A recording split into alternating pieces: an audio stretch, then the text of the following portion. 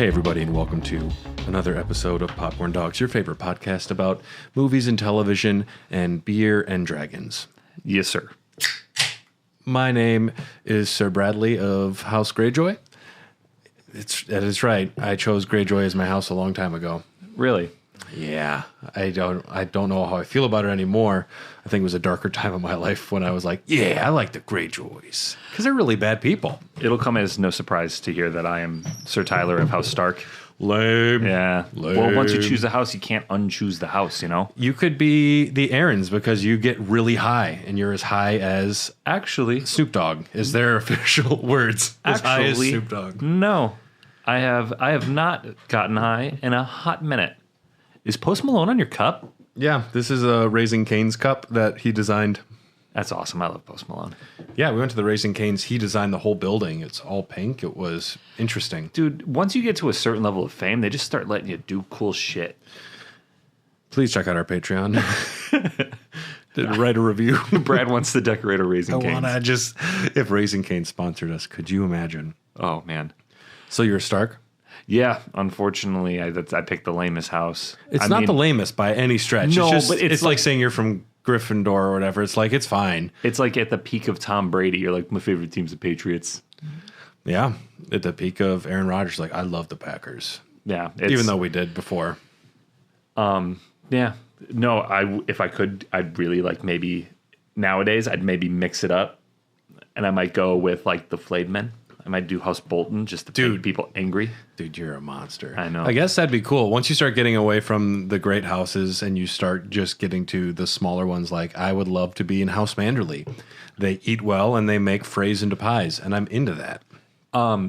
Or I would just be like, I'm Sir Tyler. I'm the guy who follows around the Red Priest because he can bring people back, and that's pretty cool. We're the Brotherhood without sobrieties. So if you can't tell by now, we're going to talk Game of Thrones today. We're going to talk Game of Thrones. This is simultaneously the least amount of research I have done for an episode and the most amount of research I have done for an episode. Yeah. I don't have an outline, which I usually have an outline. Yeah, we're outlineless today. Well, I'll start a little bit on my history with Game of Thrones. I haven't read any of the books, but the TV show was a very big deal for me. Episodic television is my favorite way to ingest media, like all time. I love a good TV show. What about in a mosh pit? Second favorite. That's your second favorite? Second favorite is in a mosh pit. Depends on who's playing. Yeah, if Hot Mulligan's playing, I'd take that over Game of Thrones. I went to DJ Hodor to Rave of Thrones. That'd be cool. It was the actor for Hodor, Christian something or other, and he just DJs, and it was like kind of generic house music, but a lot of people dress up as Game of Thrones character. I was Khal Drogo, and it was pretty awesome. Plus, I was just tweaking. Game of Thrones was a show that I watched and was very into for a long time. A lot of people don't know my wedding was actually Game of Thrones themed. I didn't know that. The walkout song was The Rains of Castamere. Like we went. That's a hard. Little ominous. Yeah, but we were kind of ominous people. I guess it worked out in the end, right? Yeah. We had very few fatalities at our wedding, though, which was a shame. Would have liked to pump those numbers up. Your heart did die later, though. Yes. Yeah. Yeah. But at least no one died. Yes. Needless to say, though, it was when Game of Thrones was occurring and happening in real time, it was a very big part of my life. Yeah. Fucking phenomenon. And being involved in something that is that at the center of the zeitgeist and just the water cooler talk every day, I miss it. It's back. We are about, if you're listening on Patreon, this is like a week before House of the Dragon Season 2. House of the Dragon is scratching that itch. Yeah, which just, we'll get into I can't believe it got people back after the spectacular failure of seasons, the final seasons of Game of Thrones. Yeah, I wanted nothing to do with it. I wasn't even excited for the show when it was announced, and I was not excited when I hit play on the first episode, and as soon as those first credits rolled at the end of the first episode, I turned to my roommates, I'm like, we're back, baby. I wish they would have done a different theme song for House of the Dragon. Yeah. You don't even need, you need to distance yourself from Game of Thrones as far as possible, and this is the part of the podcast where I say, fuck you, David Weiss and DB Weiss and David Benoff. Fuck you guys. Yeah. Also, they delivered 3 really great seasons of television, 3 seasons of pretty good television, and then the other seasons. Yeah, Casey Is it Anthony 7 had or 8? 7 or 8. Casey 8. Anthony had a baby and then murdered it. So we're not applauding her for having the baby. We remember that she murdered it. Yes. That's my analogy for those guys. Seasons 2 and 3, I would argue. Well, even then, there's a lot of issues. See, and a lot of people say that, and I know you read the books. I think it is primo TV. I never read the books, though, up till the end of 6. Season 4 is when I start having major issues because I recently went through all the books again, and Storm of Swords is like the fastest, craziest book you'll ever read. And that's when they like stayed pretty close to what's happening in the show. And then after Storm of Swords, it's Feast for Crows and Dance with Dragons. And Feast for Crows, imagine Storm of Swords comes out, and at the end, you don't know what happens to all these characters. And then like 5 years later or whatever, Feast for Crows comes out, and there's not a single mention barely of Jon Snow, Daenerys Targaryen, or Tyrion Lannister. It's like, all right, we're getting a lot of Brienne chapters. We're getting a lot of Jaime, which was nice. We're getting Cersei. But you want those 3 big characters, and Feast for Crows didn't do any of that. And it's slow, and it's meandering. So, like, instead of Jaime and Bronn having a buddy comedy film down in Dorne, which does not happen, Jaime goes back to the Riverlands and has to learn how to rule without his hand, and he has to learn to think like Tyrion and maneuver like his father instead of whatever the fuck happened down in Dorne. The Sand Snakes were so cool in the books, and they just sucked in the show. Yeah. I could tell that we weren't on the source material at that point because A, everybody was saying it, but B, you can definitely feel the source material in the first few seasons with how precise everything is, and it's almost like, what's a good word for it? How organized the show is. And it's once you get away from the source material, you start doing a lot of jumping. And like you said, the buddy cop thing, I always felt that was a little out of place. And all of my friends who had read the book at the time were like, this is bullshit. That ain't what happened. And Jaime became a lot of people's favorite character. Until the end, when all of his character arc is sacrificed for no reason. Oh, man. And, you know, it sucks because HBO said, we want you to make as many seasons as you want. We got your backs. Do 10 seasons. And Benioff and Weiss like, nope, we're going to do a half a season and get the fuck out of here. Yeah, and we're doing a trilogy of Star Wars films. How'd that work out for you, assholes? Yeah, they fucked it so hard. I don't know if there's ever been more frustration with the way that a show wrapped up for me personally, and I know a lot of people share this sentiment, than Game of Thrones. I remember being really into The Walking Dead because I've read the majority of the comics and I love them. And I really enjoyed the show. As much as people shit on it, like, oh, this, you know, the getting to the prison is really boring, and that season they're on Herschel's farm is boring. Yeah, it's boring, but it's necessary to get to. When you get to Terminus and you have the weird cannibal scene, that shit was great. And then the show dies. And I'm like, this is fucking stupid. And I was frustrated, but it didn't like keep me up at night. Then Game of Thrones happened. Well, and it was so bad, the finale, that people didn't talk about Game of Thrones for years. Yeah, I refused. Since the last episode aired and I watched it in real time, I have not watched a single episode of Game of Thrones, and I refuse to watch it because I don't want to be hurt again. But going back to the beginning, season 1 Game of Thrones, first Benioff and Weiss had to go to George R.R. Martin and convince him, because essentially George R.R. Martin had worked in TV for a while. Listen to our Elden Dogs episode of Martin and Miyazaki. Yeah. And he was working in television. He did like the Beauty and the Beast TV show with Ron Perlman. He did some Twilight Zone, but essentially he was tired of writing TV scripts because he wanted to write things that without having to be confined to the possibilities of television. So he went big and he wrote Game of Thrones. When did the first book come out? I want to say 93. I thought so. Yeah, it's back there. And, you know, the books were very well received, and people did like they were bestsellers before the show came out. But Benioff and Weiss went and made a pitch to Martin, and they made a good pitch. They had never made a show before, which is crazy. But they also have money and they're a little bit of nepo babies. I'm thinking, but one of them's married to Amanda Peet. Yep. And George R. R. Martin gave them one test. He's like, all right, if you think you know the stories, who's Jon Snow's mother?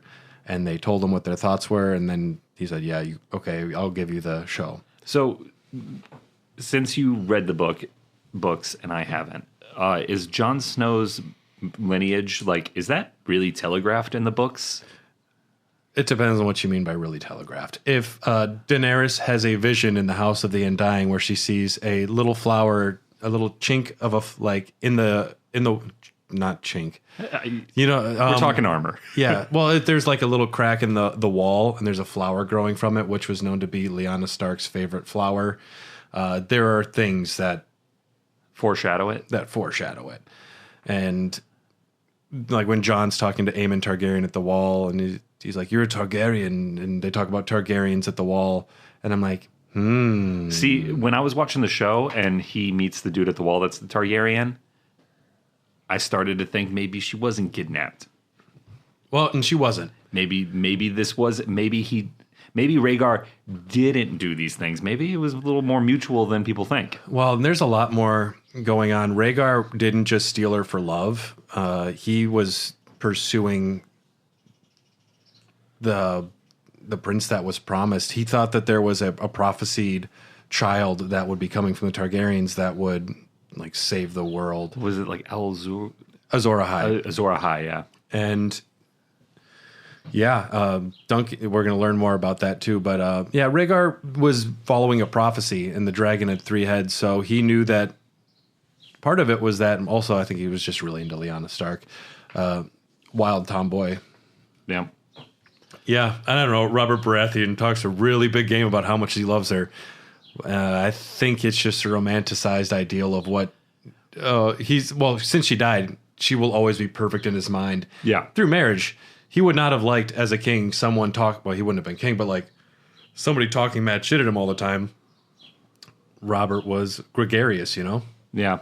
Robert also gives me Uncle Rico vibes sometimes. If they would have just put me in 4th quarter, we would have been state champs for sure. Well, also, Rhaegar had Jorah Mormont's got the best quote to Daenerys because she's like, Rhaegar was great and honorable. He's like, Rhaegar fought nobly, Rhaegar fought valiantly, and Rhaegar died.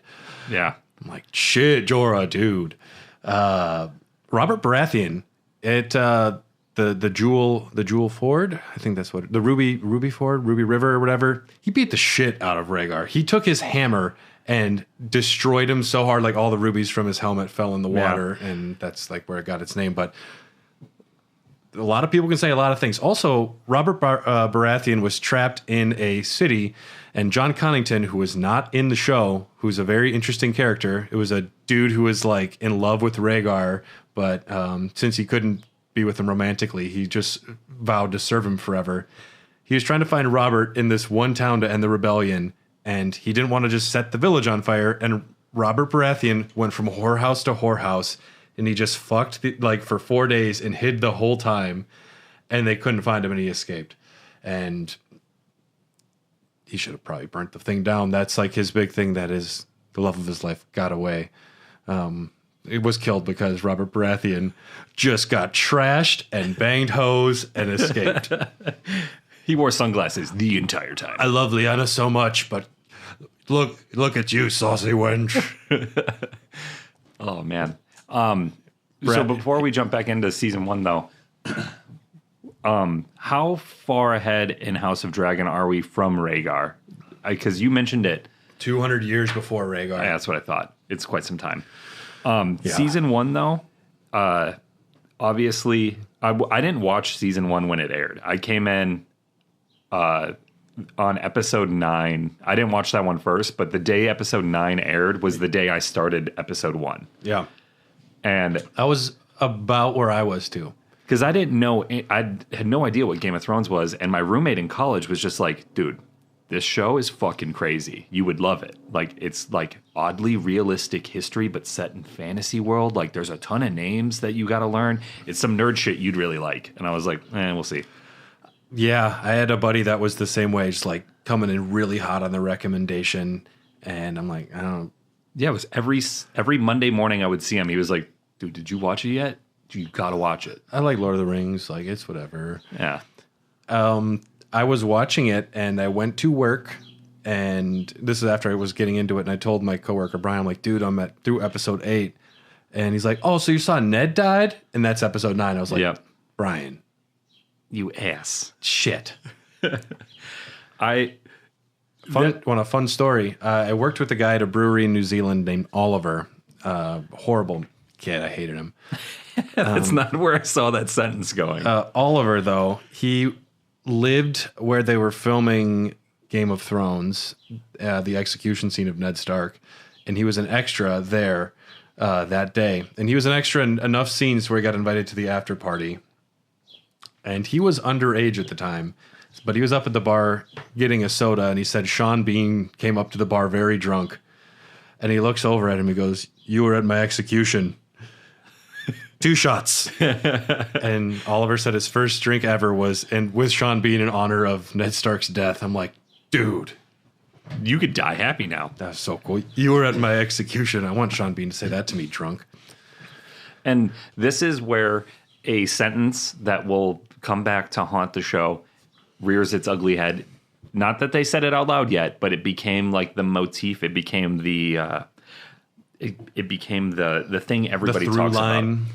Is Ned dies at the end of the first season, and it's very abrupt, and he's like on the box set for season 1, like he's sitting on the throne, like, and Sean Bean definitely seems, to the layman who hasn't read the books or has just watched normal television, it seems like he's going to be the main character. Like, this is going to be a show that is around Ned. We see a lot of the first season from his point of view. He's the only big name in the first season. Yeah, and then he gets his head cut off. Yeah, and when that happened, my jaw dropped because I'm like, you just killed Sean Bean in season 1. What the fuck are you doing? All bets are off. And this is and then you think, oh, okay, well, it happened. We have plot armor for our characters now. Like, Rob is super important. Yes. He's going to survive.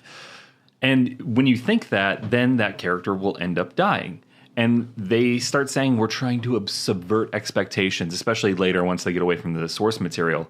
But I never really felt like you were subverting anything. Every death in this show, which became, like, in the public eye, this, like, taboo, who are they going to kill next? Oh, my God, I can't believe they've done that. It's just good writing. Yeah. When you kill a character in a television series or a movie or a video game or whatever medium, there needs to be cause and effect. Mm-hmm. If you do something... This because of that. Yes, not... The South Park writers have that perfect breakdown of how they write episodes. This happens, therefore this happens. Because of that, this happens. Not and then. You never want to write a story with, well, Ned gets arrested and then he gets his head chopped off. Like, that's not interesting. Instead, what you have is Ned's arrested, therefore he gets executed, and because of that, Arya goes on her journey. The Rob has to elevate himself to run the household. The king of the north. Yeah, and all of a sudden, all of the politics dude talks shit at him, and he like sends a direwolf to bite part of his hand off. He's like, his meat's pretty tough. Yeah, I'll follow that, man. And then I'm gonna ask for a lot more money next season, and they're not gonna pay me, so I'm just gone. Yeah. Sorry, Great John. Great John Umber. Season 1 is fantastic, and we get a little bit of that. Worst parts of season 1. The first battle of the Green Fork, they didn't have the money to film it, so Tyrion gets knocked out immediately. Oh, yeah. And the second worst thing, the fucking joust at the tournament grounds, it looks like it's in some back alley. Like, it looks worse than a Renaissance fair. Yeah, we saw a better one at Bristol. Well, and the one that you see in House of the Dragon, season 1, where like Daemon presents the crown, that's what it should have looked like. But those are the two biggest things. Otherwise, the writing is close, and it works because the great dialogue is written by George R. R. Martin and held to Tyrion. I mean, Tyrion immediately, like, it's an interesting show because you have clearly when it starts, the Starks are the good guys. They have the kids. We relate to them. We like them. And the Lannisters, oh, they're bad. Anybody in like the first couple episodes, when you ask them like, "Who's your favorite character?" and they're like, "I like Jaime," you're like, "You fucking monster! You're a bad guy." You're like pushing kids out of windows and banging his sister. What's going on here? So you like the child death? Yeah, and banging a twin? That's weird, man. The things I do for love, and it's one of the coldest lines ever. Oh man, that's such a good scene. That the show is so good though at drawing lines, and no one's good or bad. And someone even asked George one time, like, "How do you feel about Joffrey's death?" It's like, I felt pretty bad about it. Like he's a kid that had no proper parents raising him. Cersei gave him everything he wanted. He turned out to be a spoiled shit bad guy. Still a kid choking to death. Yeah. I feel that way when I play Crusader Kings. I'll have a kid, and then he'll like all of a sudden start bullying the other kids, and then he becomes like a zealous, sadistic torturer, and he's my heir. And I'm playing like a noble, like leading the army kind of dude that's just like taking territory. You're and going to work at McDonald's this summer. Yeah, like I've there's been multiple times where I've seen my player heir and been like, I'm killing that kid. I'm gonna kill my kid. Yeah, I can't play as him. No one's more accursed. No one's more accursed than a kinslayer. Yes. So much of the dialogue is just spot on, though. How do you wish to die, half man? At the age of 80, with a woman's mouth around my cock. Like, damn, he's good. Yeah. George has said like, what Tyrion says as a quip. It took me a week to think of. Which, I mean, kudos to you, man. Like, I know there's there's an interview I watched a long time ago, and I remember almost nothing from it. But there's one part that stuck out to me, and it's Stephen King talking to George R. R. Martin. And George R. R. Martin is asking King about, like, his writing style and, like, how he gets material out. And King says some crazy shit, like, every day I want to write, like, 7 pages. And Martin's like, I'm lucky if I write 7 pages in a month. Yeah. But you also look at the level of dialogue that we're working with here, and Martin fucking nails it. And I think that's part of the reason that it's an excellent show for HBO to pick up, but staying true to Martin's writing in the first season, if we would have got the Benoff, Weiss, jerk-off fest that the show became, I don't think it would have taken off as well as it did because Martin is that talented of a writer. It's really disappointing in the show that they quit introducing new characters. Essentially, like there would be maybe 1 or 2 new main characters for a season. Like, oh, okay, we get Dario Naharis. Here is Euron Greyjoy. But if they were following the books, there should be like essentially new casts every season. Like there should be so many new characters coming and going. And they really just kind of got stagnant when there was so much more material to go into. Dorne, they did Dorne real dirty. Yeah, and that's unfortunately the limitations of having a budget and making a major television show. Dude, the Greyjoys are the most heavy metal house in the books. Yeah, and I'm terrible with names, as anybody knows with this podcast, but who's the guy at the end that's like, I fucked the queen? That's Euron Greyjoy. Euron, yeah. I know that Euron was supposed to be a much better character than what he ended up being in the show. In the show, in the books, he's like, I sacrifice men to all gods. I want all gods on my side. He drinks the the nightshade that the oracles from the House of the Undying drink. He drinks it like beer. So he's always just having heavy tripping visions all the time. He is just killing people. He is bringing maids up into like lordly beds while forcing. It's bad. All of these things. I won't even say all the stuff, but he is religious evil. He is hardcore evil instead of a dick joke. Yeah, and that's just, you look at, that is the point that I point to every single time someone tries to defend the later seasons, is you look at Martin's writing and how good the show was in the early seasons with how the characters developed. I just point at Euron. I'm like, look at this fucking joke of a character that they made. He has a ship called the Silence because he removes the tongues from everybody that's on his ship so no one can spill his secrets. That's fucking crazy. He straps his brother to the front of the ship. Oh my God. Yeah. And he also, like, when his brother's brought back into the under the ship, he finds the warlocks of Karth, the ones that like chained Dany up. They tried to follow after Dany to get revenge on her, and he found them and just like keeps them as slaves now, and they're like eating each other's arms and stuff. I love it. I got a bigger dick than you, Fionn. Yeah. Oh my God, what a joke. I'm the guy that killed Jaime Lannister, and he didn't even kill Jaime Lannister. Atrocious. Yeah. And the books, the show does the books dirty many other ways. Like,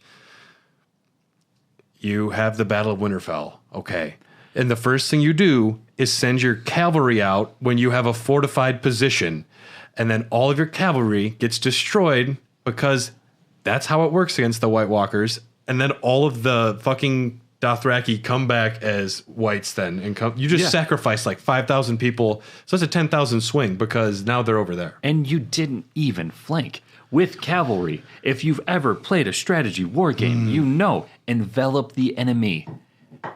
Envelop them. Create a circle and then push in. Look at, what was was it fucking Hannibal? Was it Hannibal that did that to the Romans? What is that battle? There's a battle that happened with. Yeah. I think it was Hannibal. Colin Farrell. Against Scipio Africanus. My Roman history is really rusty at this point. In season 2, also great. Very exciting watching Tyrion get to be the Hand. Seeing more of Tywin is always good. Tyrion as the Hand is a really fun season. Yeah, anytime Tyrion's on screen is fantastic. But did you know? I know one fun fact about the making of season 1, and particularly the pilot episode. When you find the wolf with the stag, the dead animals, they used a real dead animal. Oh, that's pretty cool. And it stunk so bad that many of the actors threw up and or were repulsed and really sick at the scene when they find the direwolf pups. Did you know that they shot an entire pilot that got canned? I did hear about that. And only a few of the shots made it into the episode because they refilmed almost all of it, but some of it did make it into episode 1. Tyrion has extremely blonde hair that looks like bleach blonde in the first scene we meet him. And yeah, you can tell, like, Daenerys was played by a different actress. Michelle Fairley, Lady Stark, was played by a different actress.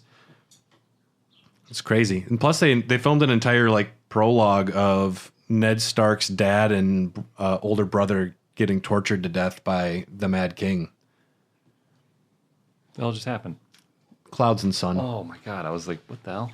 Yeah. Battle of the Blackwater, though, that's when they started really delivering on big battles. And it was also this, like, after season 2, episode 9, is we start to get the hint that the 9th episode is the episode. It is, yep. We're building towards something every episode 9, because not first season you get Ned dying, and then Battle of Blackwater is the second season. The Red Wedding. Oberyn is season 4 versus the Mountain. Still sad. Oh man, there's a recording of me reacting to that live somewhere. How much is it Pedro Pascal, and how much is it Oberyn Martell? Like, dude, it's a perfect confluence of the coolest written character meets the coolest actor to play him, and they just they go to the moon together. Yeah. Pedro, I forgot that's kind of how I found out about him. That's how everyone found out about him. And then he was literally in everything after that. And now that. he's Joel, which is one of my favorite written characters in any medium ever. And now he's the Mandalorian. That dude Din Djarin, yeah. Yeah, season 2, you can definitely tell that like the success has hit and the budget got a little bigger. And I feel like a lot of the performances from the actors got a lot better. They're a little more comfortable in their skin playing these very fleshed out characters. And it feels like they're kind of settling in already, which is good for a show. The Walking Dead did not have that comfort, because that's another show that kind of like took the world by storm for a minute. And season 2, for those guys, the only person in that show that settles into the level of like Game of Thrones where you're like, that dude is that guy, is Shane. Played by... Never seen it. What's his nuts? Who plays the Punisher? Jonathan Bernthal? Bernthal, yes. Yeah. He fucking murders the role, and it's because he has... We'll talk about Walking Dead some other time. But you get my comparison here. Yep. Like 2 shows that took the world by storm, and you only get one performance that's really knocking it out of the park in that, whereas in season 2, like... There's no misses. Yeah, how many... I saw so many Tyrion Lannister shirts. I drink and I know things. Dude, when Janos Slynt betrayed Ned Stark to get promotions and become the Lord of Harrenhal, and Tyrion invites him over and then sends him to the wall, it's like, dude, Tyrion, come on. And he plays Varys against Littlefinger against Maester Pycelle. He says that he's sending Cersei's daughter or son to different houses. Yep. And just to see who would squeal. Awesome. Yeah. Season 2. And then he gets Pycelle, shaves his beard. I'm like, come on, Tyrion, my man. Dude, yeah. Season 2 with Tyrion definitely steals the show for me. I feel like we haven't even mentioned one of the best characters, at least in the first 2/3 of the show, Arya Stark. Yeah. Arya breaking out of King's Landing, teaming up with Hot Pie and Gendry, and Lamy Green Hands, but he sucks. But Hot Pie, I kicked a kid in the balls till he died. I'm like, dude, Hot Pie, you're my dude. He played Rochambeau to the death. I kicked him in the balls till he died. That is the name Don't of the game, fuck right? with me. And then she's like, I killed a fat boy once. He's like, all right, I'm sorry. I'm sorry. I don't, come on now. No. I give up. No, Arya's character was awesome, especially in the first season when Jon's about to leave and he gives her needle. I fucking love that scene. In the books, it's different. So that's a change the show did very well, where Arya doesn't cupbear for Tywin in the books. But she is dealing with, I forget who it is, but having Arya and Tywin in season 2, and where she gets a little saucy with him because he can tell, like, all right, she's smart. She's not who she says she is. I don't know who she is, though. We're going to let it be. You can be the cupbearer and serve at the meeting. So she gets to listen in on what's going on. And he said, at one point, he's like, careful. I like you. Yeah. And yeah, oh, it's so good. And then, yeah, her whole journey where she goes from Harrenhal with In Enemy Hands, and then she meets Jack and Hagar, and she teams with the Brotherhood Without Banners. She, like, I don't know, she's always that character that is almost, she's like, all right, she's going to the wall. She's going to see Jon. Okay, she's going to make it to Rob's wedding. Good. Someone's going to get out. Fuck. She's going to run into Sansa. It's going to be fine. Fuck. Yeah. And we've also missed another character for the first, especially season 2, that really started to steal the show for me, the Hound. The Hound. Because he will inevitably team up with Arya in the show. Fuck the king. Fuck the king. Yeah, and then eat like then what, he just starts mowing down on a rotisserie chicken. Oh, yeah. And sometimes, like, because the show wants to give people funny things. They want to put all the cool characters in a spot that normally wouldn't be there, and I get it. Sometimes they write really silly things, and sometimes it works. And the Hound, like, I'm going to have to eat every fucking chicken in this place if you don't shut your mouth. Love it. I'm in. Someone get that man some chicken. Do you know the Hound is in Hot Fuzz? Yeah. Yarp. Yarp. Yeah. Playtime's over. Fucking mental. I said cool off. You said cool off? Yeah. Oh, yeah. Hound's great. Gregor gets recast twice. Yep. First, he's like I don't know who plays him in season 1 where he almost chops off the Hound's head. His own horse, because Loras Tyrell brings a female horse in heat to the battle, knowing Gregor's horse will be insane about it because he's like fucking ready to mount. Loras did some sketchy stuff, which is why Littlefinger bet heavy on, that's why Renly bet heavy on Loras, and then Littlefinger makes a quip about it afterwards when he loses money. Yeah. Yeah. And that's the scene when he chops off the horse's head where you see the duality between the two brothers, because it's Baratheon, right? Who Robert, who's like, he interrupts the fight that's going on. Yep. And the moment that the Mountain is swinging his sword, like the Hound takes a knee to like honor his king, yep. And the sword just slices right over his head. Yeah. And it's just like, that's the command you have over him. And this other dude's fucking crazy. Gregor Clegane, the Mountain that rides, he since he was a young child has had horrible, intense migraines. Like he drinks milk of the poppy, which people use kind of like morphine. He drinks it kind of like water every day just to try and quiet all of the pain in his head, which is one of the reasons he became like so angry and mad. Plus he's huge. the Clegane household rose high in prominence to the Lannisters because they were like 3 mad dogs is their sigil. Yeah. They do the dirty work for Lannisters, but yeah, Gregor took the Hound when he found the Hound playing with his toy, and he took his like 8-year-old brother and put his face into a fire and held it there. Which is why his shit's all fucked up. And the only person that can speak with the Hound is the little bird, Sansa Stark. Yeah. And she had a cool character trajectory going for a while. And when she emerges with Littlefinger in the Eyrie and she's wearing all black, and I'm like, okay, cool. She's a player now. She knows what she's doing. And immediately, like, she just gets sent off to Winterfell to get raped. Yeah. Not ideal. Doesn't happen in the books. Oh, really? Sansa never goes to. Well, at least, I mean, thus far, she's not going to Winterfell. But also, Georgia said there's no way Littlefinger would ever send Sansa to Ramsay Bolton. And they needed a reason to. I mean, they were definitely beefing up Ramsay at that point, and they needed a reason for the audience to hate him more. And the character in. Well, I guess they had Theon there, but instead, Sansa's friend Jane Poole, who is in, like, she starts off going to Winterfell with everybody, and she gets done up to be Arya Stark and then given to Ramsay Bolton.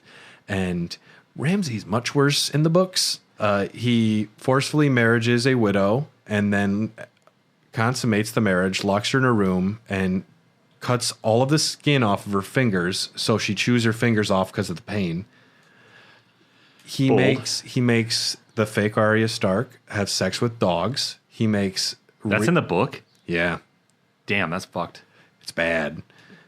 That's so fucked up. It's not like a scene, but it's said that something that it happened. Ugh. Yeah, Theon Greyjoy, my poor boy. Yeah, the scene where he's being tortured and then it cuts to Ramsay like eating a sausage and like flopping him at him. I like still made me laugh really hard. Ewan Rian, I think that's Ramsay's name. Great casting. He was a very fun and sadistic Ramsay. He's a really good actor. I first saw him in the British TV show The Misfits, which is I've heard it's really good. It's good. It kind of goes off the rails at a certain point, but the first season or two, whew. And his dad too. Michael Bolton. Yeah, Lord Michael Bolton. He's great. The show, season 2, great. Season 3, great. See, and I think season 3 is where, if you didn't know about it already, this is where the majority of the public was like, all right, it's time to take notice. Well, John's going north of the wall. Yep. And they're going ranging. It was about this season, because John was kind of like a little brooding and a little bitch in the first season. I don't want it. Yeah. And then I'm no Stark of Winterfell. Like I'm like, you're doing it too much, man. I don't like it. But then season 3, when he like, Ygritte, yeah, her name, their whole like romance storyline. I'm a sucker for a good love story. Do all Southerners use their tongues? I just wanted to kiss you there is all. Yeah, they're like that. Are you telling me wildlings don't eat out? Like, come on. Yeah, dude. Tormund Giantsbane goes to town. First, you get her nice and wet like a baby seal. Oh. Fucking Tormund. In the books, he's like, that's another. Sometimes the casting just elevates a character. And Tormund is fine in the books. He's not the Tormund from the show. Where that Kristoff Hirschu, however you say his name, legend. And something else that's like, we don't see it might happen, but when Tormund sees Brienne, he's like, fuck me. Dude, yeah, how smitten he is. I fucking love that. He looks like a little kid wanting to go to a playground. Yeah. Yeah. Yeah, but John North of the Wall is great, and they really did and you know, it's one of those things, like I'm saying it, everything up through like season 3 and 4 is mostly great. Robb Stark's relationship with Talisa Maegir is different than in the medic woman. Yeah, because in the books that doesn't happen. I know that was a big thing that the people I was watching the show with, we'd have like watch parties. 2 of them were like diehard fans of the book, and like we'd talk about the episode after every episode and ad nauseum. And that was one thing that they just could never get behind, was that medic like stealing Rob's heart. Well, and it's Jane Westerling in the books. She a vassal of the Lannisters, and Rob makes a mistake. He was betrothed, and he's so honorable. He's like, I got to marry her. I have to now. Like, you probably also didn't want to be with a Frey. Yeah. Finds out Rosalind Frey, though, is pretty hot, so he blew that one. Bummer, dude. That's all different. The Red Wedding, if you're a book reader, you're watching that and you're like, you're rubbing your hands. You're like, we're going to have some fun tonight. Yeah, I was watching it, and the people I was watching it with knew that I didn't know what was happening, and I didn't notice them all staring at me. And when the Red Wedding happened, this is like no exaggeration, I was so fucking angry that I was like, I'm not watching the show anymore. I'm done. That's it. I'm done. It's so mean. I am fucking finished. I had to go on a walk and get ice cream. I reverted back to being a child. I had so much frustration. I didn't know what to do with it. No show had ever made me that angry before. Yeah. And like, I watched Con Air. She names the baby after Sean Bean, and it's immediately killed that episode. Oh, man. And the way that they do the Red Wedding is so good, too, because it's like, if you watch the scene after knowing, like, what happens, I didn't realize how precise the anticipation, the tension rising was. Yeah. It is a very well written scene. Plus, you have Arya like outside the walls, like she's about to get there and see Rob. And you're like, all right, let the wolf out. Yep. And you're like, we can do this. We're getting there. And you think you're going to get this happy reunion at the wedding and it's going to be great. And instead, fucking mayhem. Catelyn Stark grabbing the Frey's new young wife by the throat. And she's like, let it end. Rob, just walk out. Just let him walk out. We'll let it be done. And then they just like, kill Rob. And she gives out the craziest scream of a mother's grief before she cuts the throat of the Frey. And then her throat gets cut. And that shot. And she lingers there. Cut to black. Yes. That shot of her, like, the scream, she slits the... I'll get another. Fuck you, Frey. Yeah, she slits the Frey's throat, and then that dude just walks up behind her. You don't even, like, it's just still that close-up shot, and it is something about it is so sinister, because he just walks up, and you don't even really see his face. It's just this unceremoniously, like, I don't know what word I'm looking for there, kill. Yeah. And then in the books, I believe the line is she tore her face to ribbons because she becomes Lady Stoneheart, which is not in the show. If I'm going to add a warning to the front of this, where if you haven't read the books, you should, because the Lady Stoneheart reveal is one of the best moments in the books. Because this one Frey, who's like the fifth son of a fifth son, who's like, I'll never be. And essentially, there's always this. I spent a good day trying to figure out how all the different Freys and the grandkids and the great grandkids and the cousins, and they have like an order of who's going to ascend, and this one Frey knows that when Walder dies, the next guy that goes up is going to push out so many of the other ones because I just want my family here. I need to keep myself safe, and he goes to try and ransom off a Frey that's been captured by the Brotherhood Without Banners. And they get there, and he finds, like, oh, they just hung the dude already. He knows he's in trouble. And that's when Lady Stoneheart comes out. And it's, like, a big fucking crazy ending to one of the books. So, can you explain to me what Lady Stoneheart is? Is she a ghost? Is she what is she? A spirit? When Daenerys Targaryen brings the dragons back into the world... she introduces magic to the realm. Magic is reintroduced to the realm. When dragons are around, magic is more powerful. Thoros of Myr, he is a red priest that never believed in it. This dude, he was just Robert's favorite because he had a shtick of lighting his sword on fire and getting really drunk with Robert. And Robert's like, that's my dude. That was crazy, dude. He lit his sword on fire. I did it again. I fucking love the red priest. And the actor that plays him fucking kills the role. He's great.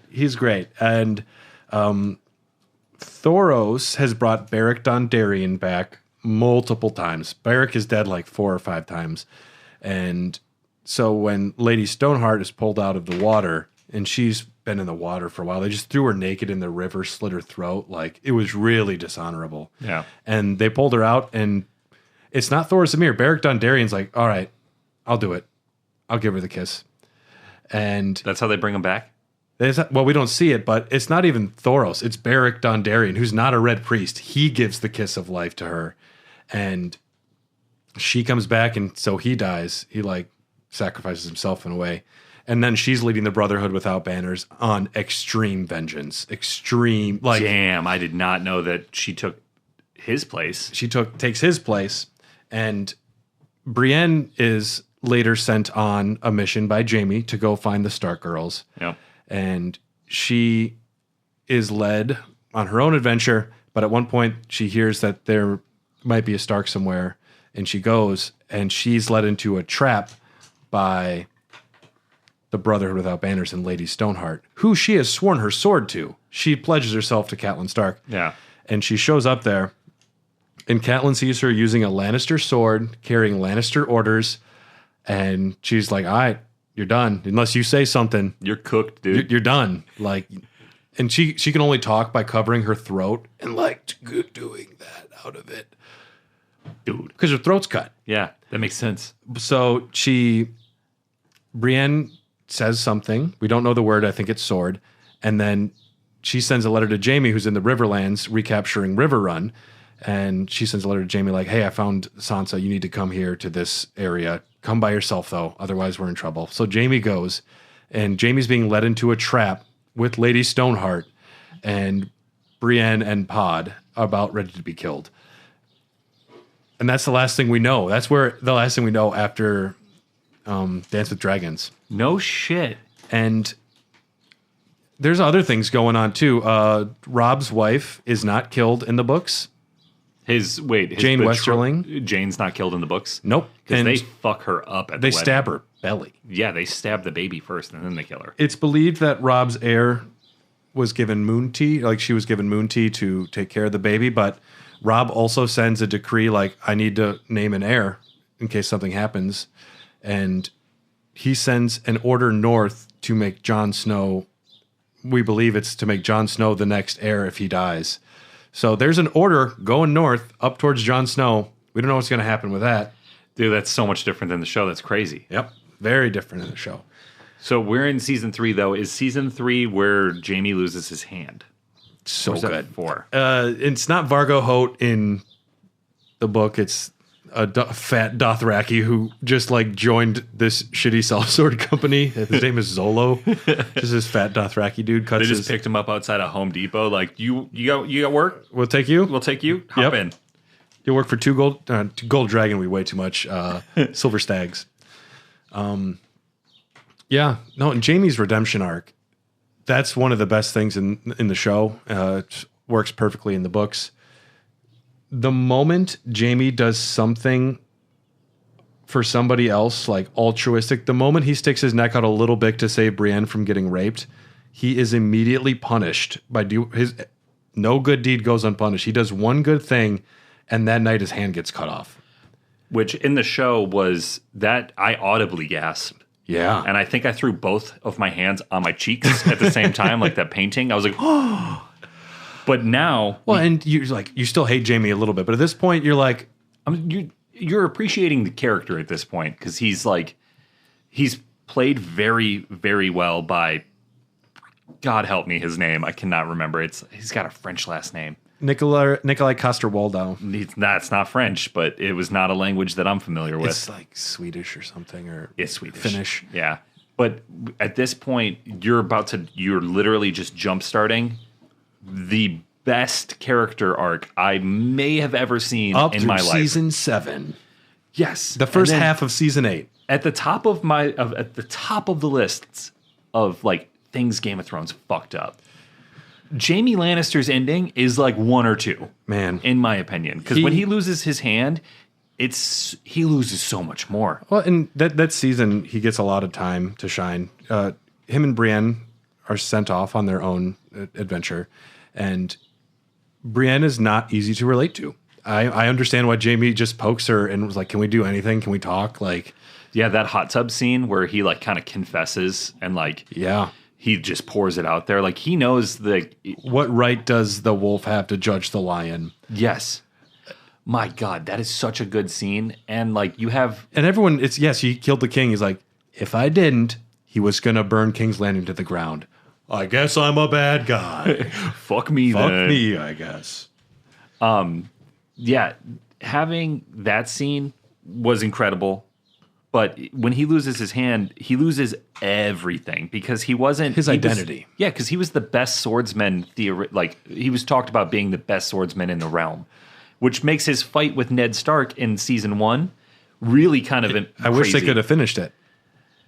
They could have finished the fight. Yeah, because one of the Because someone stabs Ned in the leg, and Jamie's fucking pissed about it too. yeah, he wants that honor. And Jamie calls him out. He's like, "You don't ever fight in the tournaments, do you?" He's like, "I'd rather my enemies not know how I fight." Yeah, that's a good swordsman. And Ned did fight the Sword of the Morning in Dorne when he was rescuing. Oh, the dude with the 2 swords. It's different in the books, but yeah, he kills one of the greatest members of the Kingsguard. So Ned knows what he's doing as well. Yeah, you have like 2 of the it's like 2 heavy hitters. it's like Kendrick and Drake. It's like the rap You're a beef. son of a bitch. You have the 2 biggest guys in rap going at it. You're a son of a bitch. No. Littlefinger and Varys would have a poem battle. Oh yeah. Yeah. Varys would probably win. The queen mustn't know. Yeah. Jamie's arc is shot in the foot, though. It's great. He knights Brienne. He sleeps with Brienne. They have a moment together. And then he runs away and runs to Cersei for no apparent reason. No.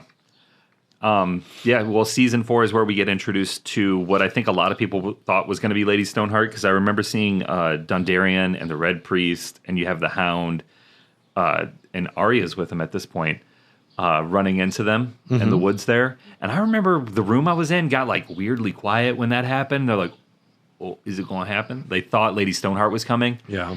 And they didn't spoil it for me at the time, but they were like, there was supposed to be a character there, and they're not there, so we're mad. We haven't even mentioned Stannis Baratheon. Well, we didn't even talk about how Renly. Davos Seaworth. We haven't talked about the Onion Knight. Onion Knight is one of the greatest characters. If I could make my all-time dream team of Pub crawl guys. the what is it? The small table, the ones that serve the kings. Yeah, Davos is my master of ships, no doubt about it. absolutely. Tyrion, hand of the king, no doubt about it. Yep. You want Tyrion. You want the Onion Knight. Master of Coin. Definitely not Bronn. Maybe Littlefinger, as long as you can keep him in check. But you can't trust him. Yeah, you can't trust him at all. Who's the old knight that goes to Daenerys? Jahara? Not Jorah. Oh, not Jorah. Lord Commander of the Kingsguard. Yeah, I don't remember his name. I remember people freaking out, though. Not when we Eris find out what's Oakheart. It's Barristan Selmy. Yeah, we didn't mention a lot of Daenerys. She goes to Karth and she brings dragons back, and at that scene, I was like, okay. Yeah, we totally missed that in the first season when she like goes into the fire. Well, you already know when she goes into the really hot tub and Liddy's like, "My lady, that'll burn you," and then she's just like dipping into the tub and she's like, "I don't give no fucks." Viserys, just the worst, slimiest cunt in the world. Oh god, I fucking hate Viserys. Yeah, when he gets crowned for a king, great. Which, if Game of Thrones Khal Drogo gets humor. yeah, Yeah, he's like, "This is gonna be so funny, dude." If Game of Thrones did nothing, say season 1 happened and it got canceled, It made Jason Momoa. it made every woman's hall pass list start with Jason Momoa. Yeah, and in the books it's a little different. The first time Daenerys is with Khal Drogo in the books, she loves it, and Yeah, and it's oddly rapey in the show. well, it is rape in the show. Yeah, it Yeah. is. Funny story. He And also praise the show for hanging Dong. There is multiple times they just hang Dong, and I appreciate that. Not enough Dong hanging in regular television. yeah. If you're gonna show the tits, When they have you gotta see some dick. when Hodor, they did a giant Dong prosthetic on him. Oh, I just thought that boy was all natural. No, that's a big fake ding. Yeah, because when I saw Hodor was holding, I Yeah. was like, "Damn, dude, good for you." He's holding something. Hold dick. When they do sex scenes in film, though, oftentimes the dude will wear like a sock or something. You know, like they usually have something that stops. You see what they do? What they do in Game of Thrones, though, is they just have him wear dick. Yeah. Yeah. But if you're not going to show it and you're having a sex scene, there's something that the guy wears so that like you can make it look like you're having sex, but you're not actually having sex. Because if anybody knows how sex works, I'm not going to explain it to you. Spoiler warning. But what I'm getting at is Jason Momoa apparently wore like a fuzzy sock with like funny stuff on it on his dong to make Daenerys Emilia Clarke a little more comfortable. Emilia Clarke almost died in some of the first seasons too. The Jello heart. She peaked a whole bunch. Well, no, she had like issues with her brain. Like one of the like not an aneurysm, but something was wrong. She almost like actually died from like complications with her brain. Holy shit! I didn't know that. Yeah, she didn't really tell anyone about it during the show. But yeah, she goes to Karth, and Daenerys constantly gets in over her head and Targaryens her way out of situations. What a lot of people don't realize from the beginning, this is our main villain for the series. Yeah. But we love her. She is subjugated and she rises up. She frees slaves. Yeah. She's out. There's 3 slave cities, Astapor, Yunkai, and Meereen. And she fucks 2 of them up. And then she captures the 3rd one, and she's like, all right, I got to learn what I'm doing. I can't just kill everybody. And that part is challenging the first time you read it in the books because all of the names are Grazdaz, Yunkai, the Shave Pate. They're all these fucking names, and they're all these syllables you don't see anywhere else. And it's very overwhelming the first time you read it. That last time going through, after a chapter, I'd just pull up pictures of the characters and reread bios so I could follow it a little better. But her Marine stuff, I think it works in the show fairly well. Yeah, I was constantly waiting for her to go home. Yeah, well, that's why I think a lot of people hated Marine is because they're like, just fucking go to Westeros. Cersei is out here destroying people. Yeah, but it's the way that they build her character up, you know, like they essentially just keep giving her names. Daenerys Stormborn Targaryen, Breaker of Chains, first of her name, Mother Khaleesi of Dragons, of the Great Grass Sea. Yeah, like she learns to rule. She learns. Yeah. She learns the everything. Unburnt. Yeah, she learns everything necessary to combat Cersei, but you can't just throw her into that fire right away. I like the pun there that I accidentally did. There you go. And it's necessary to build her up to that point to create this cataclysmic event that's supposed to happen at some point. I forget if it's Tyrion. Missandei just does the fucking names at him. He's like, and I am Tyrion of House Lannister. Yeah. Is it the end of season 3 or 4 where Tyrion kills Tywin? It's the end of season 4. On the shitter. Because, yeah, season 3 is the Red Wedding, and then season 4 is the opening is the Purple Wedding. Yeah. And then Tyrion gets blamed. And then you have Oberyn Martell show up and absolutely steal the season. Yeah. Played by Pedro Pascal, which we already said. Easily one. What do they call the Viper? The Red Viper of Dorne. Yeah, who fucks everybody. Everyone's expecting it to be his older brother who has gout and can't walk and is very reasonable. And it's the fucking Red Viper that shows up. The fucking playboy with the spear. Yeah. Oh, so good. And just immediately he's like, I'm going to kill some fucking Lannisters today. Yeah. Yeah. Well, it's because his sister Elia was raped and murdered by the Mountain when King's Landing was sacked, and their baby's head was smashed onto a rock. See, and that is not cool. Well, that's super dumb. And once the Mountain dies, that's when they're like, all right, we agree. It was him, but he's dead. Sorry. Yeah. So it's all a little bit different in the books, but I really like Oberyn, and I was absolutely distraught. So season 3 happens, right? The Red Wedding. I was really into Robb. I thought Robb was great.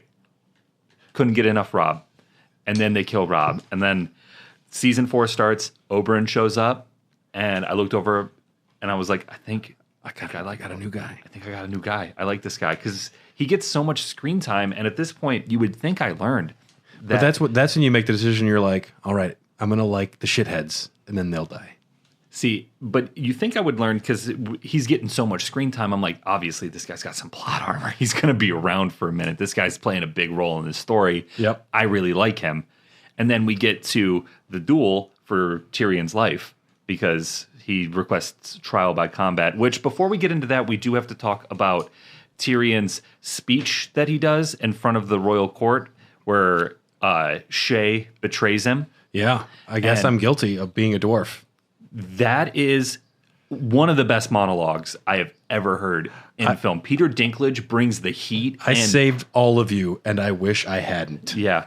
Oh, my God, that's so good. Yeah. And they did, that was a really tough scene to film. And in the making of, there's people have probably seen it now. Have you seen the one where he's just like dancing down the aisle with the handcuffs on? Classic GIF. Yes. Different in the books. Yeah. But in the books, his original wife was I forget, where do horrors go? It's not Shay. He has a different Taisha. Taisha's her name. He is a teenager. He runs away. He meets this girl, some like peasant, and he stays there for a few days. They get married. He's in love. They talk about this in the show, though. They talk about this in the show. And then Tywin makes Tyrion watch all of his men have sex with her. And then he makes Tyrion have sex with her one more time. And Jaime tells him it was all a ruse. Yeah. We just wanted you to get laid. And Jaime tells him, when he's helping Tyrion escape, he tells him, that was a lie. That I did not set that up. She was just a good girl who liked you. Which doesn't happen in the books, and that's what tips Tyrion over. He's like, no. Like, my wife I had to watch her get raped 50 times because of my dad. And then he goes up and he sees Shay with his dad. No, yeah. Tyrion's got an entire arc. Dude, Tyrion in the book 5 is so good. It's him going essentially through a lot of different European countries on a riverboat trip with a bunch of people that you don't know. And it's so fucking good. And I believe it's in Feast for Crows, where the last chapter for him is when he's getting pulled down in the water by the stone men. Yeah. And I love the stone men. Tyrion's character was so fucking good. And it is once he kills Tywin and he goes overseas and meets up with Daenerys. Yeah. This is where his writing definitely starts falling off. This is where you can tell he's just not as witty, and it's solely Dinklage just salvaging this role because Tyrion starts doing some dumb shit later in the show. Yeah, knowing the White Walkers are attacking Winterfell, he's like, all right, let's go underground. We know they raised the dead. Let's go to the crypts. He even talks about it behind the scenes. Peter Dinklage's like, I guess Tyrion just forgot. In the books, Tyrion doesn't just meet up with Daenerys. He gets sent by Illyrio Mopatis to go with a person named John Connington and a kid named Young Griff. Now, Young Griff, we learn later on, is allegedly the baby that the Mountain killed, Elia Martell and Rhaegar Targaryen's son. Varys, allegedly that baby that the Mountain killed, Varys says that he swapped the babies, and the real Aegon Targaryen has been getting raised to be kingly and a leader. And in the books, Aegon Targaryen has a whole army land in King's Landing before Daenerys. There's a whole other army with a Targaryen claim before Daenerys gets there in the books. There's no way they were going to put that in the show. They did not have enough. They could. They had the seasons. They had the time. And it would have been better if they had done it. Yeah. Yeah. Well, we are definitely hitting the point now where, like, I'm still super vibing with the show, but this sour taste is starting to rise. This little bit of there's inconsistency starting to rear its head, and plus you've distanced yourself from the books in certain aspects so much that things have to change. Let's talk about what I think the show writers thought. This is the best idea ever. We're gonna have everyone's favorite characters. All of them are gonna walk north of the wall and try and grab a white. Oh my God. Jon Snow, Tormund Giantsbane, Beric Dondarrion, Thoros Samir, Gendry, the Hound. It's just like, let's just have all of them just go. Jorah Mormont. And okay, so they're up there and they get in trouble. They're 3-4 days north of the wall. They're fucking north of the wall. You don't just travel. It's not as the crow flies. And they get in trouble. Not going to Madison. And they turn around and they say, Gendry, you're the fastest. What? I'm from King's Landing. I'm not used to the north. They're like, run back. He runs back. In the same episode. And brings Daenerys back. The same episode. It's when they start fucking around with the time where Littlefinger gets a jetpack and can just be everywhere at once. Dude, that's a major problem. In the earlier seasons, and I'll point to the Hound and Arya as one of the best examples of this. The travel time and the adventure is what makes the show great. Yeah. The scenarios that people run into on the road and trying to get to someplace. You want these characters to be in the spots that they end up at. And that is what the audience is anticipating. That's what we want to see. Yeah. But it's the shit that happens beforehand and the journey to get there that makes it all worthwhile. And it's not about the destination, it's about the journey. Yeah. And then they introduce fast travel. In video games, I rarely use it. It depends on. And like Starfield, we both named a Bethesda game. Yeah. Skyrim, you can get away with not using it because at least it's fun and scenic and things happen. Yes. And on the PC, when I had a PC and played, I had the mod where like it would just generate more random encounters because like once you kill like a camp, nobody's ever there again. And that bothers me. Yeah. Like there's a perfectly good camp that I slaughtered a month ago and people are like, he might come back. Yeah. We're not going to go over there. That's how I think of it. Mm-hmm. But still, there'd be some shitty bandits that are like, I don't want to sleep outside anymore. Yep. But yeah, when you introduce fast travel, the show just absolutely nosedives. I will say, a lot of great moments, though, in the later seasons. Cersei getting captured by the Faith. Shame. It's that's the best part for her character. Like, her character, it's a little different in the books, but mostly she's just a crazy woman who loves her kids too much. And she... it's so fun in the books reading it because she's just trash and she's like, I'm so fucking smart. These people are dumb. And you see her doing everything wrong. It's so fun to be inside of her brain as she is fucking everything up. Yeah. And yeah, when she gets shamed and walked through the streets, awesome. Yeah. Jesus carrying the cross falls 3 times. All of the symbolism. I'm there for it. Yep. And then when she's supposed to go for the trial and the best song from Game of Thrones, The Light of the Seven, when that song starts playing and it's her cousin, fucking Lancel Lannister. What a stupid name. Your mother was a whore with a fat ass. Get the breastplate stretcher. When Lancel is crawling trying to stop the wildfire from blowing up the Citadel. Oh my God, dude. I was on pins and needles. So awesome. Fucking insane. And then Tommen jumps out the window. That is, yeah. So, also, Tommen in the books, he knights a cat. The first ever cat Sir that has been Pounce. knighted, Sir Pounce, is officially a knight. Also, I have a roommate who has a cat, and the fact that he didn't name his cat like something cool like Sir Pounce. I mean, he had a name kind of already, but Howard's a good name. Put Sir in front of it. Yeah. And Sir Pounce, easily the best cat name I've ever heard in my entire life. There is an evil old black cat Arya chases in season 1 that was a Targaryen cat. And it's Darth Pounce. It was, I don't know if, I think it was Elia's cat. It was one of the Targaryens' cats. And when the Targaryens left, the cat got super angry and started attacking everyone. And that cat is actively like trying to attack Tommen and fuck with Tommen. And Sir Pounce protects him. So there's a Targaryen like Sir Pounce battle going on in the background as 2 cats. That's awesome. Sign me up. We've also missed Marjorie, who plays a pretty big role. She's fine. In the show. Lola Bunny. What? Lola Bunny from Space Jam. That's who plays. She's got her face. Oh, really? Well, you can see it. Oh, wait. I thought you meant like she voices the character in Space Jam too. No. Needless to say, I had a very big crush on Natalie Dormer. You got it. Sure. Yeah. That's the name, right? Yeah. Yeah. Well, I remember the pretty ones. Well, it's the whole Purple Wedding being orchestrated by the other Tyrell. My favorite Tyrell, Olenna Tyrell, the Queen of Thorns. Yeah, the Queen of Thorns. When Tyrion tries to know it was me. When Tyrion tries to talk with her, and she's like, "You're just a droll little fellow. I thought you'd be more fun. I expected more out of you." Tyrion's like, "Fuck, my charm does not work. Sorry, my wit does not work on this woman. I should have been better." Yeah, no. When you get into, I think that scene where Lancel is crawling to stop the wildfire, or what's the name of the green fire? Wildfire. Is it called wildfire? That's one of the last great moments of the show. That is, yeah, I think it's the last great moment when she blows up. It's the Sept of Baelor, right?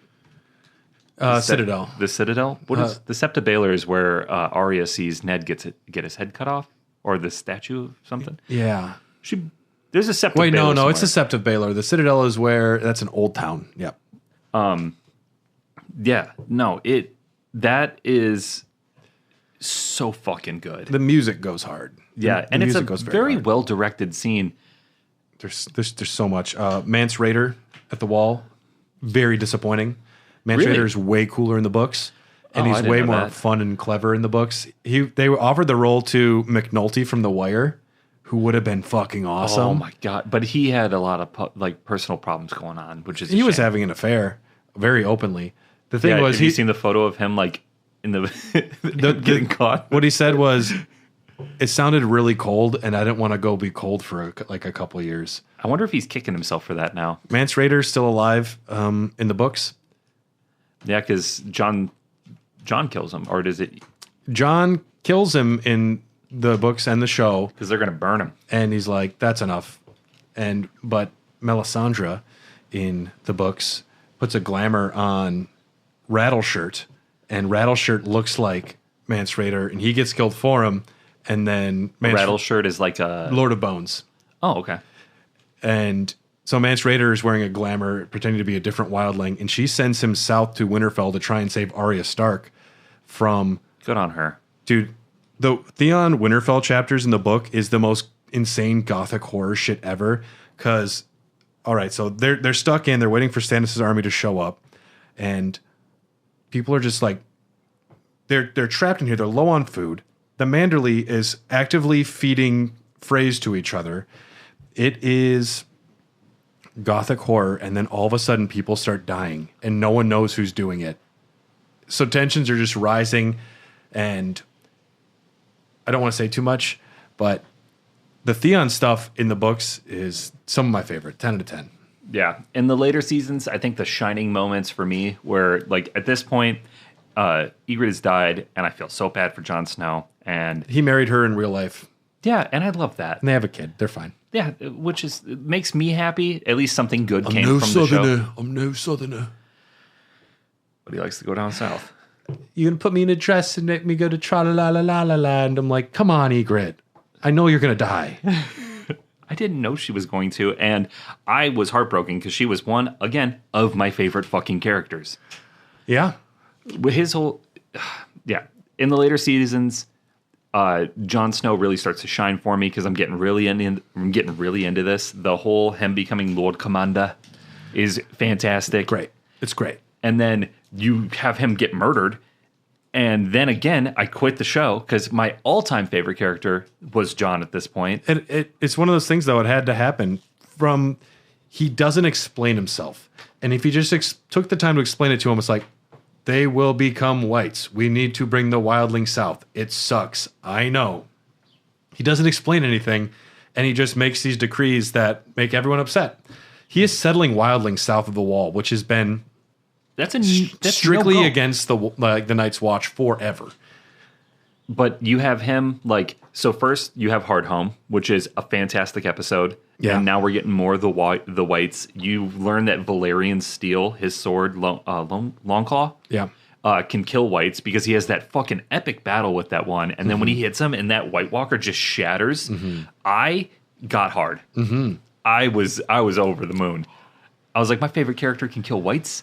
We didn't mention another character, and that's Bran Stark. Do we need to, though?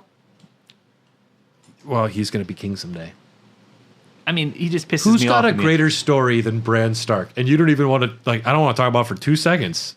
Literally anybody else. He was cool. He was cool for a while.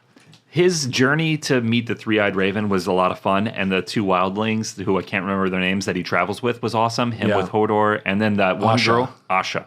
Osha? Not certified. No, she's not certified. No. Their whole journey was really cool, and then you have the weird, ladies of the women, the children of the forest Children or of the whatever, Forest. who throw fireballs. Like, that was cool.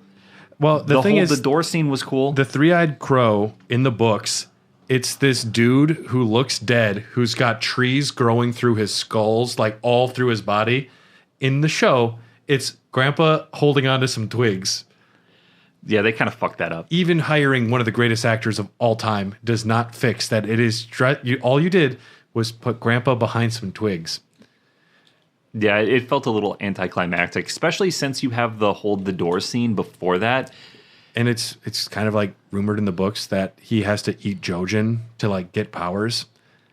Really? Yep. And Bran is warging into Hodor regularly to go explore, and that's like one of the gravest sins is to warg into a person. Do you think Hodor was down with it though?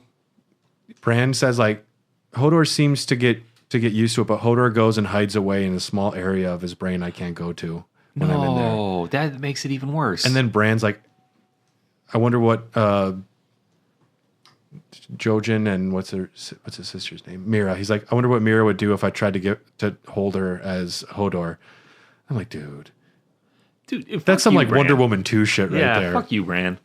Well, Which also has Pedro Pascal in it. But I mean, when the multiple times he's like, no, Bran, you won't walk. I won't teach you how to walk. I'll teach you how to fly. I'm like, Bran's gonna warg a dragon. Yeah, I had been waiting for that the whole time. Bran's gonna warg a dragon. Doesn't warg a dragon. I don't know if you can relate to this. I get a little douchebaggy sometimes being a film kid. That like a lot of times I can kind of spot something before it happens in a movie, predicting twists. If there's a gun on the wall, you use the gun. Yes, I feel like I got a pretty good grip on like normal storytelling conventions, and I was a lot younger at the time. So when they introduced the warging, and you know that Bran can do it, I'm like, he's going to be a dragon. He's going to be a dragon, or at least something. At least something. And I got it wrong. And it could have been. It could have been any cool thing, like when they introduced the time travel stuff. Which even the three-eyed raven says to him is like, you can't time travel. You can't change the past. And the first thing Bran does is like go to the past and whisper at his dad, and his dad looks around. I'm like, all right, he's going to do something. And there's also a legendary Bran in history called Bran the Builder that like helped build Storm's End and built all these places. I'm like, maybe Bran travels back in time and maybe he's responsible for the White Walkers. Maybe he knew that the White Walkers had to happen. Evil must happen for good to work, for everyone to rise up and like team up together.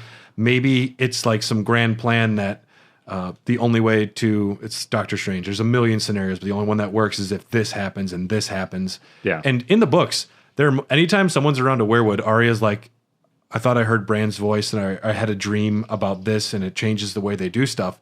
In the books, it's hinted that Bran has traveled back in time and is pushing people to do things. Jon especially, Arya quite a bit. There's also a theory, and I forget, maybe you know a little bit more about it. I do. That Bran went back and tried to influence the Mad King and fucked up somehow, and that's how we get the burn them. Because of the same reason that Hodor holds the door with Bran going back and fucking shit up. Yeah. Is people are thinking that Bran went back and tried to stop everything from happening with the Mad King, and that's what drove him mad. You should do yourself a favor and read all of the prequel novellas. Read House of the Dragon. Read about... I don't want to read it because now I'm experiencing Game of Thrones the way that I want to experience it through cinematic television. But, man, the Mad King was a charismatic guy. Him and Tywin and Stafford Baratheon, Robert and Stannis' dad, were like the three homies. They were the three amigos.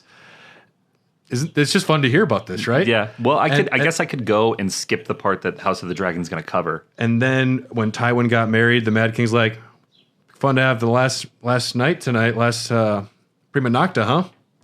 He's like, I want to fuck your wife, Tywin. Oh shit! And people like, and that's how we get people like Tyrion. Tyrion's a secret Targaryen. That's what people say, and he's not. But Tyrion's also mad ugly in the books. He's a little uglier, yes. Doesn't he have a tail? No, many Targaryens are born with tails, though. That's crazy. Well, some of them are born without skin. But that's weird. There's a theory that I like that the ancient Valyrians were masters of magic and even science, and I think that they merged their DNA with dragons somehow. And it's very volatile, their blood, but that's also why they can communicate or control dragons. But that's also why they sometimes give birth to like weird half dragons. I'm down with it. Yeah. But Bran, there was so much potential, and also so much potential with Arya becoming a faceless man. And she doesn't really do anything with it. She kills Lord Frey. I mean, that was a fun little throwaway opening scene, which that's all it was. It could have been a whole, like, thing. So now that we're getting into the later seasons, and this has just been a whirlwind of Game of Thrones talk, can I tell you what I think should have happened at the end as somebody who only watched the show and did not read the books? Please. So after Hardhome, you're building up this epic battle between Jon Snow and the Night King. That's got to happen. That's got to be the fucking Anakin versus Obi-Wan moment that I've been waiting for this entire time. Okay. And I don't give a fuck if Jon dies as long as we get that fight. It needs to mean something. Okay. We have to get there. Okay. That's the fight that I got to see. It seems like it has to happen. Yes. Then having Arya have the ability to take faces, she should have took Jaime's face and killed Cersei as Jaime. That would have been great, because who is she? She's got a list. She's naming them off all the time. And she has the faculties to do it. And So- she doesn't really do anything. No, No. she doesn't. No. Instead, But she does drop her knife in a fancy way and kills the Night King, which is very... so fucking stupid. Yeah, it was so disappointing because the Battle of the Wall, super good. The Battle of Winterfell, fucking amazing. The Battle of Battle of Winterfell, Battle of the Bastards, amazing. Okay, And then the Battle of Winterfell is it's so bad. It's dark to a point of Bad filmmaking. That people thought there was a problem with the episode. Like, I think something was wrong. You can't see a fucking thing. It's super confusing too, because you don't know where characters are. Everything's just falling and jumping around, and you don't have a frame of reference. Good chase scenes, good fight scenes. You know your environment and how your characters move through it. And this one, out the window. Yeah, I had waited so long for the ending of this show, and there had been so much speculation, and the last little bit of faith I had with it was the Battle of the Bastards, which is my personal favorite. It's also horrible, though. That's my favorite episode. All right, Rickon zigzag. And then John just runs out like a dumbass. I loved that about John. When he takes when he unsheathes his sword and just drops the sheath, you know he doesn't expect to live. It's dumb. It's dumb. It's stupid. I love it. I love it. And it's one of the best cinematic moments ever, because the way they shot the fight scene was fucking crazy. I am The problem that I do have with it is if Sansa would have just fucking said something, we wouldn't have had Jon have to go through a mile of shit just to beat the fuck out of Ramsay. And then she shows up like she's so clever. It's like, you know what's clever? Communicating. I got into fights with people about how much I hated Sansa at the end. She was set up to be really cool, and then she became not a character. She became like not just two-dimensional and very boring. She should have been set up as like the next Littlefinger, but with like better intentions. All of the ending is bad. Yes. And so you should have had Jon fight the Night King. Arya should have killed Cersei. Jaime should have ended up with Brienne. You could have had all of this. Yeah. And the big fuck up was if you wouldn't have abbreviated season 7 and season 8, if you would have went a full 10 seasons, and we could have seen Daenerys slowly spiral into the madness that she becomes. The pieces are there. It would have felt so much better. What is her Missandei? Missandei. When she Missandei and Grey Worm. When Missandei gets her head chopped off, I felt nothing. Yeah. And Grey Worm got mad, but it was so fast. Everything was just like boom, boom, boom, boom, boom. And you have time. You have the money. What a rare opportunity that you have one of the greatest shows in television, and HBO's like, take your time. You have all the money you need. And that's what pisses me off the most, is because I write my own screenplays. I'm working on a TV show that I'm pretty proud of. Okay. And it's getting to the point now where I'm going to start sending out some you'll probably get one of the pilot episodes so I can get your thoughts on it. I'll give you the most honest feedback you'll ever get. Yes, and that's what I need. I used to get in trouble with friends because they're like, oh, I just wanted you to say you liked it. I'm like, no, I don't want you to. I want you to tell me what's wrong with it so I make it better. Yep. And I'm on my 4th draft of the first episode, and it's going well. But you want to create something good, and that's all fine and dandy. You create something good, that's fantastic. But when you have the world by its nuts, when you have everybody talking about your show, where it is literally captivating every single person that watches it. And you have that power. That is a rare thing for any medium to achieve. And Jamie just takes a boat up to the shore, and Euron's there because Euron just knew that this That's would be convenient. the one area Jamie might roll up to. And then Jamie can just walk into fucking King's Landing, can go up to the Red Keep and find Cersei, and the rubble falls on them. Oh my God, I was so pissed. It's all so dumb. And like his fight with Euron should be awesome because of even though Euron's character in the show sucks ass. He's set up to be the new villain, and he fails spectacularly. And And it's not the actor's fault. And he's a formidable opponent, and you have Jamie who lost his dominant hand. That would be his big moment to take this guy down and do it as a lesser man because he doesn't have his previous talents and he had to build himself back up and he's a new man. And then he can confront Cersei and you can have that I don't fucking need you moment. And he can go back to Brienne and you can have this beautiful story for Jamie and he can kind of give up everything. Even though Tywin wants him to be the next Tywin, you could have him give it all up. Yeah, you could have. It would have been beautiful. Remember when someone kicks Theon between the legs and he's like, ha ha ha. I don't got nothing there. I'm a Kindle. And then he fights back. I'm like, come on. Great. That's great writing right there. He doesn't have balls. Give him all the Emmys. Give him all the Emmys. Yeah, the last season, they have a council, which there's so many issues. Oh, well, Jon kills Daenerys. That's fine. That was cinematic, and I get it. They didn't do the legwork, but I get it. Yeah. But when they're having the council of everyone there, and Sansa's like, the North is no longer part of the Seven Kingdoms. And everyone's like, sure. And the Greyjoys are like, okay, we're still going to be a part of that. And Dorne's like, that's fine, we'll stay. No. If fucking Sansa can take the North, there are the fucking Greyjoys and the Iron Islands and Dorne have been largely way more antagonistic and fierce against the Seven Kingdoms their entire history. They don't roll over. Yeah, no, absolutely not. And yeah, all right, let's vote Bran in, who has shown no leadership, who has shown nothing to any of these Who characters. literally says in the show, I can never be king. He says that. Why do you think I came here? Fuck you, Bran. Oh. Eat dicks. No, fuck you. Hit the road. David and Dan. Yes, fuck both of those guys. Yeah. They bundled a show that had so much going for it, and it makes me beyond angry to even think about it. But thank God House of the Dragons came along. The end of the season is like the birth of democracy too. Like, well, we'll let people vote. Oh, what a novel idea. I'm like, that's how we're ending the show. We're gonna start a democracy. Fuck off. Yeah. Oh man, that makes me so angry. I get fired up just thinking about it. And then you get even more fired up when you realize George hasn't released a book in quite a while. Well, and that's the other thing I was thinking about. I think the ending of that show kind of spoiled it for him. Well, I think I think that's the ending that he wanted, and they didn't do it right, which should put the pressure on him to get there and tell the story the right way. it's going to be different though, because there's a whole fake Aegon Targaryen that has his own army there that will get King's Landing before Daenerys.